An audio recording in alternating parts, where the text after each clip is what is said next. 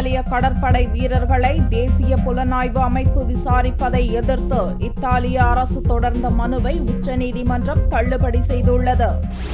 2012ஆம் ஆண்டில் கேரள கடலுக்கு அப்பால் 2 மீனவர்களை வர்த்தக கப்பலில் பாதுகாப்பு பணியில் இருந்த இத்தாலிய கடற்படை வீரர்கள் லத்தோர் சல்வத்தோர் சுட்டுக் கொன்றனர். இந்த வழக்கை விசாரிக்கும் அதிகாரம் கேரள அரசுக்கு இல்லை என்றும் சிறப்பு நீதிமன்றத்தை உருவாக்கி மத்திய அரசு நடத்த வேண்டும் என உச்சநீதிமன்றம் உத்தரவிட்டிருந்தது.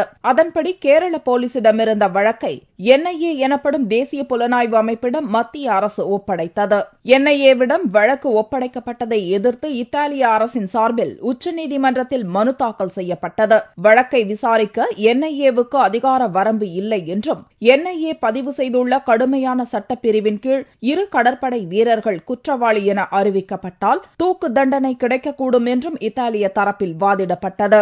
இரு தரப்பு வாதத்தையும் கேட்ட தலைமை நீதிபதி அல்டமாஸ் கபீர் தலைமையிலான பெஞ்ச் இத்தாலிய அரசின் மனுவை தள்ளுபடி செய்து வெள்ளியன்று உத்தரவிட்டது. சிறப்பு நீதிமன்றத்தில் இத்தாலி வீரர்கள் மீது குற்றப்பத்திரிகை தாக்கல் செய்யப்பட்ட பின் வழக்கை தினமும் விசாரித்து விரைந்து முடிக்க வேண்டும் எனவும் மத்திய அரசு அமைத்துள்ள சிறப்பு நீதிமன்றத்தில் இந்த வழக்கை தவிர வேறெந்த வழக்கையும் விசாரிக்க கூடாது என்றும் அல்டமாஸ் கபீர் தலைமையிலான பெஞ்ச் உத்தரவிட்டுள்ளது.